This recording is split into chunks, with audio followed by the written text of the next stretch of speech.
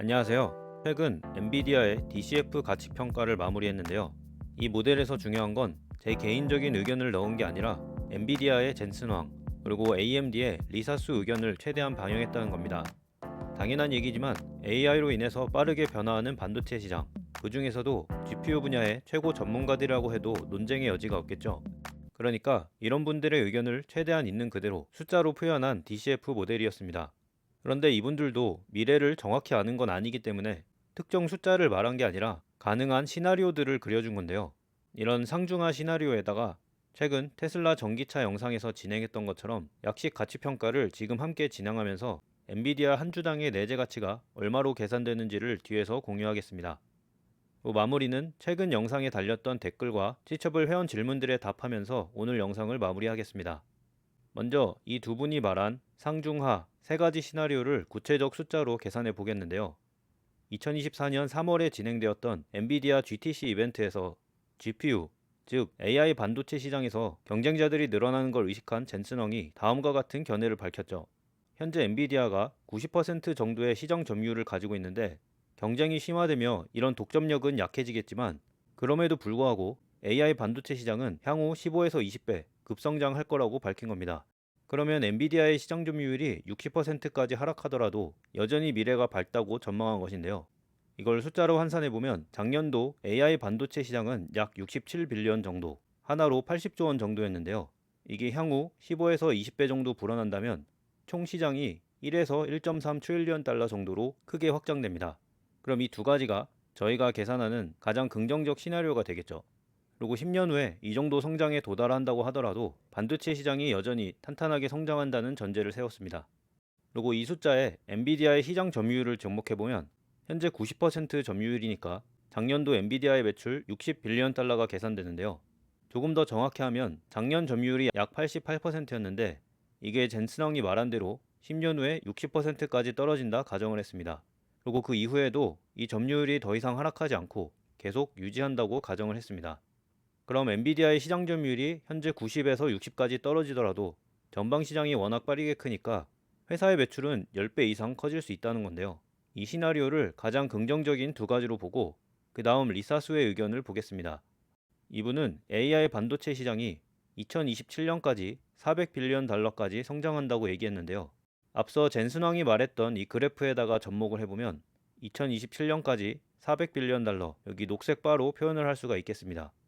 그래프로 보면 알겠지만 전반적으로 젠슨왕이 얘기한 것보단 더 완만한 성장 시나리오가 그려졌고요.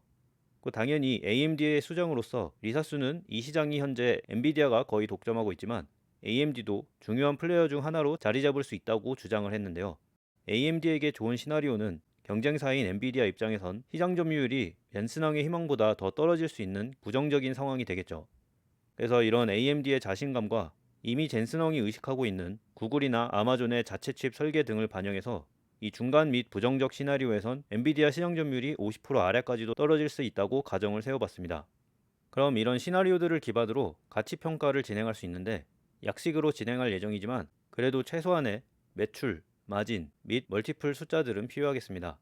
매출은 앞서 본 시나리오에 이미 준비가 되어 있고 마진 부분을 한번 얘기해보면 최근 엔비디아의 마진 추이는 다음과 같은데요.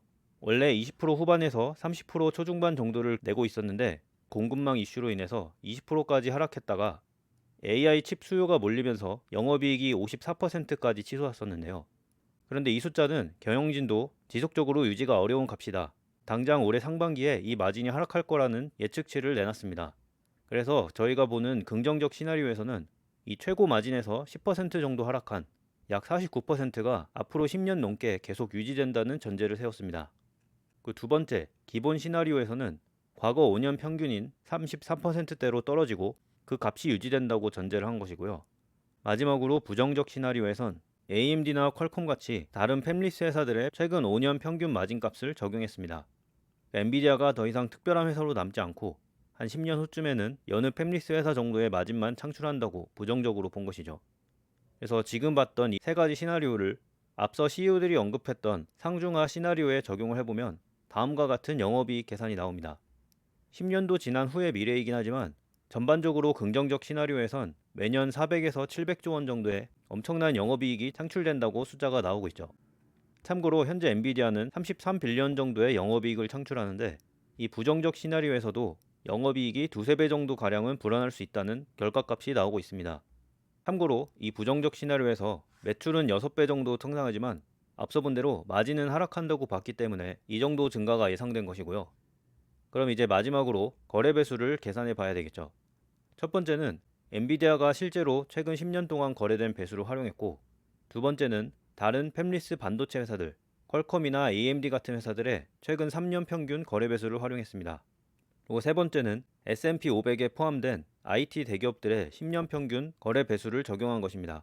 그러니까 이 부정적 시나리오에선 엔비디아가 10년 후에는 더 이상 특별한 반도체 회사가 아니라 여느 IT 대기업 정도가 된다는 가정을 세운 것이죠. 그럼 이제 엔비디아의 기업 가치를 볼 준비가 끝났는데요. 참고로 현재 엔비디아는 약 2.2 트릴리언 달러 정도의 거의 2,800조 원에 달하는 높은 기업 가치를 가지고 있는데요. 이것과 비교해서 세 가지 시나리오는 다음과 같은 값을 보여줍니다.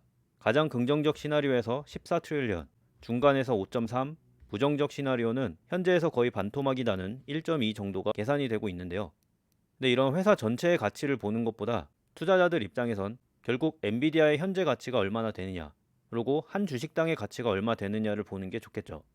이런 환산을 하기 위해서는 몇 가지 고려사항이 있는데 스탁 옵션이 포함된 희석 주식수나 비영업 자산, 부채 이런 것을 토대로 현재 가치 환산까지 진행을 해야 됩니다. 그 결과 현재 엔비디아 주가는 약 900달러인데 상중하 시나리오는 다음과 같은 숫자를 보여주고 있습니다. 그러니까 긍정적 시나리오에서는 아직도 추가 상승 여력이 남아있지만 중간 정도 상태만 돼도 현재보다 50% 이상 하락하는 이게 약식 가치평가의 결과가 되겠습니다. 그럼 이제 여러분들이 남겨주신 질문과 이 가치평가 결과에 대해서 몇 가지 더 얘기해 보겠는데요. 첫 번째는 이 가치평가의 결과가 생각보다 부정적이었다는 겁니다. 왜냐하면 이 상 시나리오에서도 상승 여력이 약 20% 정도밖에 되지 않기 때문인데요.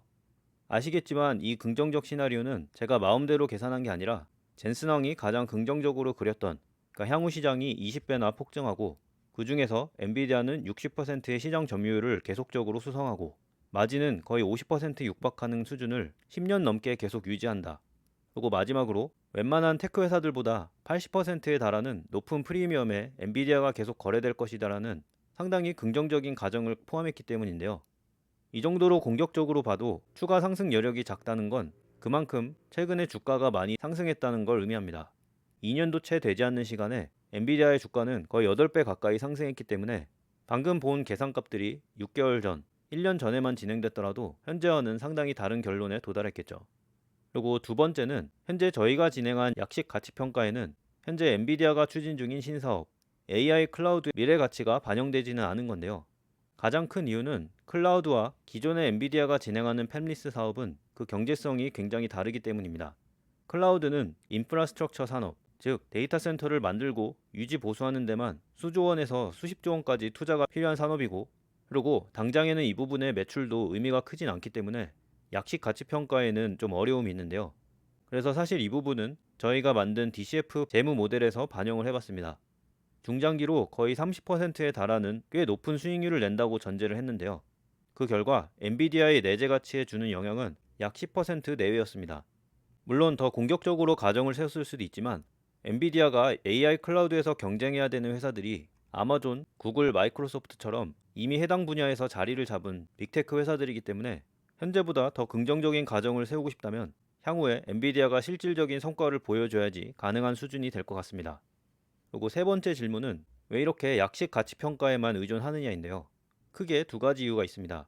첫 번째는 저희가 분석하는 회사마다 금융 모델을 계속 찍어내면 좋겠지만 이게 생각보다 많은 시간과 돈이 투자돼야 됩니다. 그렇기 때문에 저도 전체 포트의 1% 내외로 투자를 할 때는 이 정도 약식 분석을 하고 여기서 가격이 추가 하락하거나 계속 리서치를 하면서 더 긍정적으로 볼 여력이 생기면 그때 금융 모델을 만들고 투자를 늘리게 되는데요. 하지만 오늘 봤던 약식 분석 정도만 하더라도 투자 아이디어를 솎아내는 데는 상당히 큰 도움이 됩니다. 그리고 두 번째는 저희가 현재 진행 중인 것처럼 다른 투자자와 소통을 할 때 금융 모델에 들어가는 수십 가지 변수들을 하나씩 다 얘기하는 건 쉽지가 않겠죠. 물론 이상적인 상황은 저희가 함께 금융 모델을 켜놓고 그 변수들을 하나하나씩 토론식으로 의견을 주고받으면서 현실적인 범주들을 정하는 게 될 텐데요. 하지만 이건 많은 시간이 소요되고 난이도도 높기 때문에 이런 약식 가치 평가를 제공해드리고 있습니다. 그리고 저번에 설명드린 대로 금융 모델을 여러분들이 직접 다운로드 하실 수도 있는데요. 그런데 그 모델의 가격이 왜 이렇게 비싼지에 대한 질문도 있었습니다. 첫 번째는 이 모델의 대상자 자체가 개인 투자자가 아닌 이미 금융업계에서 일하는 전문 투자자나 펀드 매니저 혹은 회사단에서 구매가 이루어지기 때문에 개인 투자자들이 구매하는 걸 추천드리진 않고 있죠. 어차피 이런 금융 모델을 다루는 전문성이 없다면 저 엑셀 파일을 다운로드해도 크게 도움은 되지 않을 겁니다. 그 대신 만약 개인 투자자라면 이 모델들의 결과들을 한눈에 파악할 수 있는 티처블 정회원 가입을 통해서 가능한데요. 가격도 훨씬 저렴하고 하나의 회사만을 보는 게 아니라 다양한 테크 회사들의 지속적으로 업데이트되는 가치평가 결과를 볼 수가 있습니다. 그리고 마지막 내용은 여기 보이는 게 오늘 계산한 엔비디아의 가치표인데요. 이게 경험이 적으신 분들은 그러면 투자하기 좋은 시나리오는 이 표가 어떻게 보이냐 이런 질문을 가질 수가 있습니다. 당연히 주가가 쌀수록 매수하기 좋다 이렇게 묵뚱그려 말할 수도 있지만 조금 더 구체적으로 어떤 상황이 좋은 상황인지를 보여드리면 첫 번째 기준점은 현재의 주가가 저희가 가치평가를 했을 때 약 중간 정도의 값과 유사한 수준이 된다면 이게 일단 합리적 수준이라고 볼 수 있습니다. 왜냐하면 여기서 기본 케이스에 들어가는 숫자들은 해당 회사의 미래를 충분히 현실적으로 그러면서도 약간은 긍정적으로 보는 값들이기 때문에 만약 이 중간 케이스와 시장의 가격이 같다면 투자했을 때 연 10% 정도를 가정할 수 있다. 이런 결과가 나오는 거고 주식시장의 장기 수익률이 10% 정도니까 최소 이 정도는 돼야 합리적인 가격대라고 할 수가 있겠죠. 이걸 다르게 설명드리면 이렇게 중간 정도의 기대치로 투자를 하더라도 회사의 미래가 훨씬 더 밝게 흘러갈 수도 있겠죠. 그게 이제 불 케이스를 말하는 건데 만약 저희가 이 중간 정도만 기대하고 투자를 했는데 생각보다 미래가 밝다면 이 추가 가치는 저희가 공짜로 가져가게 되는 겁니다. 이걸 또 다른 방식으로 보면 현재 주식 가격에서 매우 긍정적으로 흘러가는 상황까지 약 3에서 5배 정도 주가가 폭등할 여지를 남겨놓는 게 좋은 상황이라고 할 수 있는데요. 이 불 시나리오는 말 그대로 꿈과 희망을 잔뜩 섞은 시나리오이기 때문에 그게 현실화가 된다면 큰 폭의 주가 상승을 예측할 수 있어야 됩니다. 오늘 본 엔비디아처럼 이미 주가가 엄청나게 상승해 있어서 CEO가 직접 얘기하는 가장 긍정적 시나리오로 가더라도 추가 상승 여력이 20% 정도밖에 되지 않는다면 당연히 투자 매력도는 떨어진다고 할 수 있겠죠. 어쨌든 이렇게 업계 전문가들의 추정치를 기반으로 엔비디아 약식 가치 평가를 진행해 봤는데요. 매수 매도 추천, 투자 자문은 아니기 때문에 참고용으로 활용해 주시고 이런 숫자 기반 분석이 도움이 되신다면 구독과 좋아요 부탁드립니다. 오늘도 시청해 주셔서 감사합니다.